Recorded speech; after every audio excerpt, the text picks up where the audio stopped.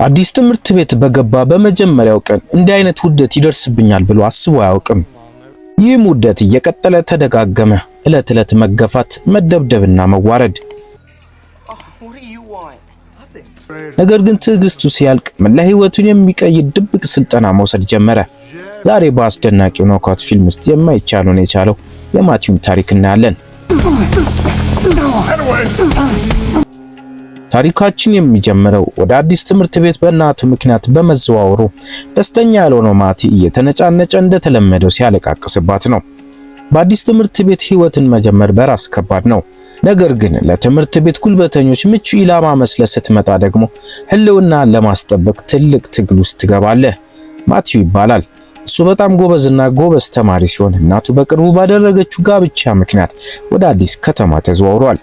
በዚህ ውሳኔ ጨርሶ ደስተኛ ስላልሆነ እናቱን ሁልጊዜ ያማራታል። ማየን እዚያ የራሴ ህይወት ነበረኝ፣ ጓደኞች ነበሩኝ፣ እዚህ ትምህርት ቤት ስለኔ የሚያውቅ አንድም ሰው የለም እያለ ይነጫነጫል። ነገሩን ይበልጥ የከፋ ለማድረግ ማቲው በመጀመሪያ የትምህርት ቀን ሙሉ ሱፍ ለብሶ ይመጣል። ይህም ደግሞ በሁሉም ሰው ዘንድ መሳለቂያ እንዲሆን አደረገው።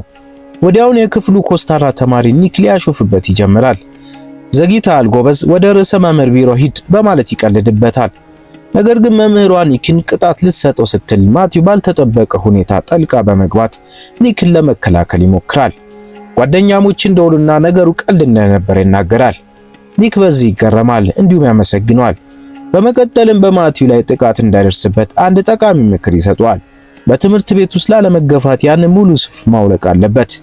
በሚቀጥለው ቀን ኒክ ከሩቢ ጋር ያስተዋውቀዋል። እሷም ማቲውን በደስታ ትቀበለዋለች። ወደ ጓደኝነታቸው እንዲቀላቀል ግን አንድ ቀን በሁኔታ ያስቀምጡለታል።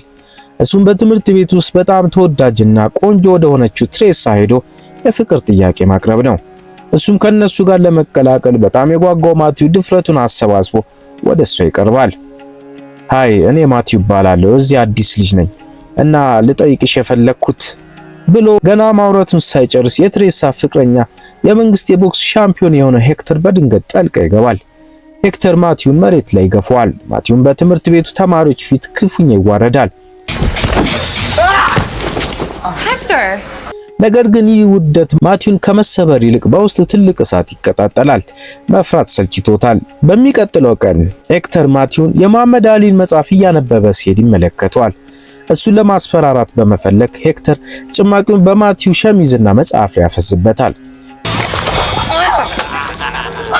ጉልበተኞቹ ሲስቁ ማቲው ግን በማልቀስ ስሜት ቆሞ ይቀራል።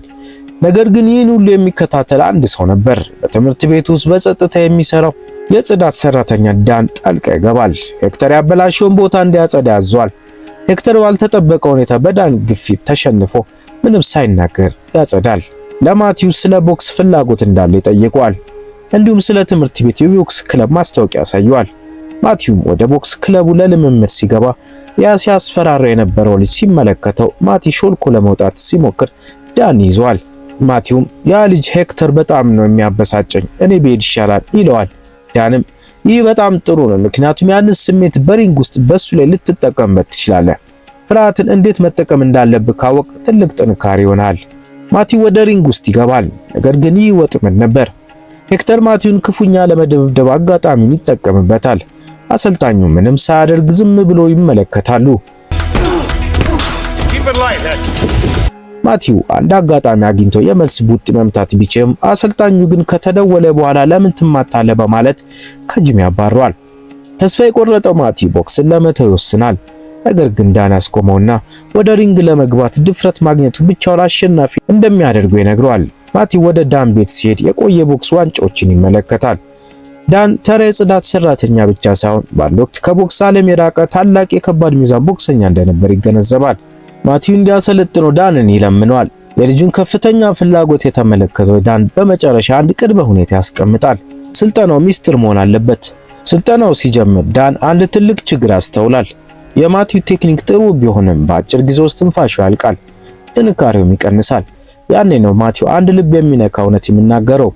እሱ ከካንሰር ሊኩማ በሽታ የዳነ ልጅ ነው። ለዓመታት የወሰደው የሕክምና ክትትል ሳምባውንና ጥንካሬውን ክፉኛ ጎድቶታል።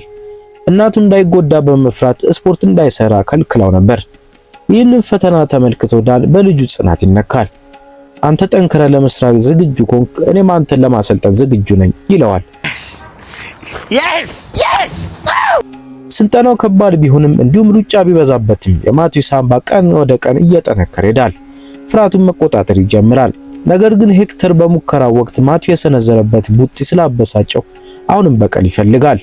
ሄክተር ማቲውን ለማጥመድ ሲል አሰልጣኙ ችሎታውን አይቶ በድጋሚ ለብቻው ሊፈትነው እንደሚፈልግ ውሸት ይነግረዋል። ማቲው ማምኖ ወደ ጂም ሲገባ ሄክተር በድጋሚ ክፉኛ ይደበድበዋል። ዳን ግን ወዲያውኑ ደርሶ ያስቆማቸዋል። ሄክተርም አንተ ተራ የጽዳት ሰራተኛ ነህ፣ ለምን ሄዶ ወለሉን አትወለውለውም ይለዋል። ዳንም በሄክተር በመበሳጨት አሰልጣኝ ሄራድን ያገኘዋል። ሁለቱ በአንድ ወቅት አብረው ይለማመዱ የነበሩ ጓደኛሞች ነበሩ።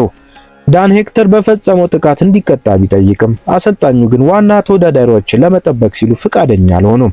የኔ ልጅ ወደ ፕሮፌሽናል የሚሄድ እድል አለው፣ ያንተ ግን ለሪንግ አይሆንም። ይህንን ካላቆምክ እንዳንተ ተሸንፎና ተጎድቶ ነው የሚቀረው።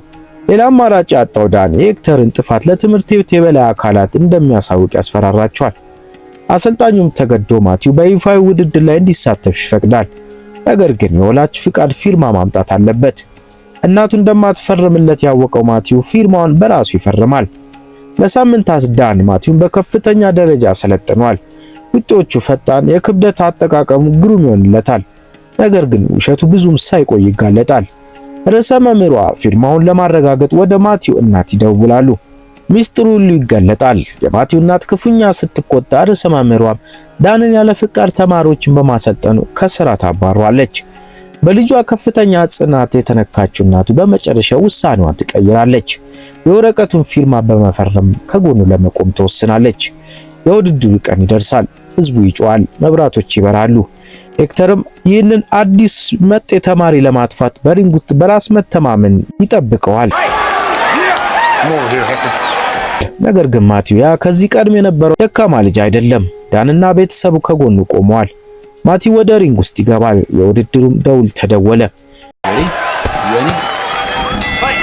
ፊልሚያው በይፋ ተጀመረ።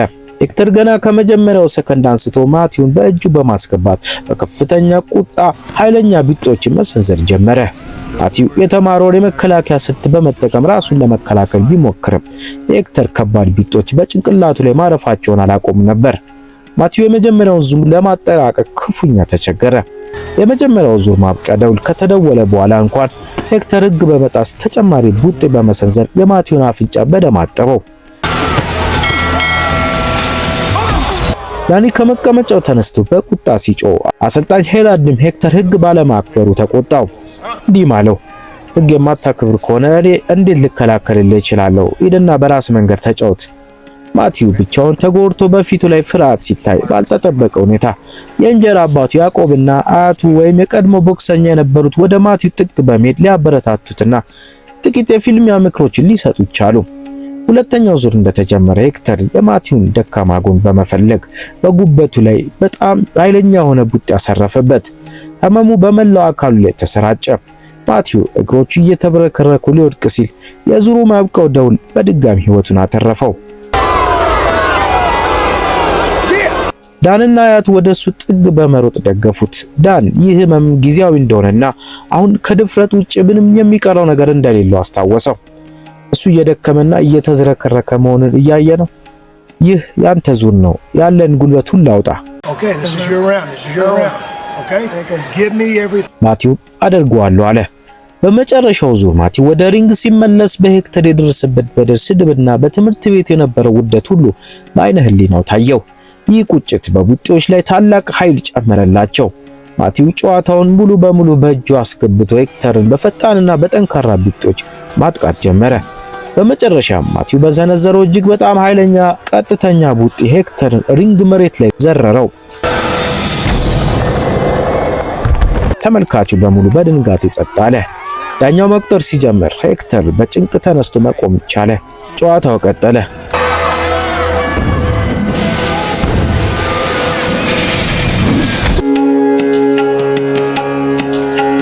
በመጨረሻ በነጥብ ብልጫ ሄክተር አሸናፊ ተብሎ ተገለጸ።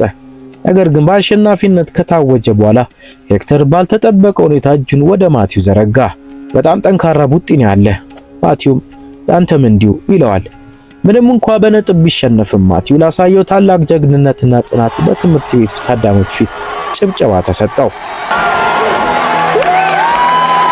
አሰልጣኝ ሄራልድ ማቲው በቅርቡ ከትምህርት ቤት ለሚመረቀው ኤክተር ምትክ የትምህርት ቤቱ ዋና ቦክሰኛ እንደሚሆን አወጀ።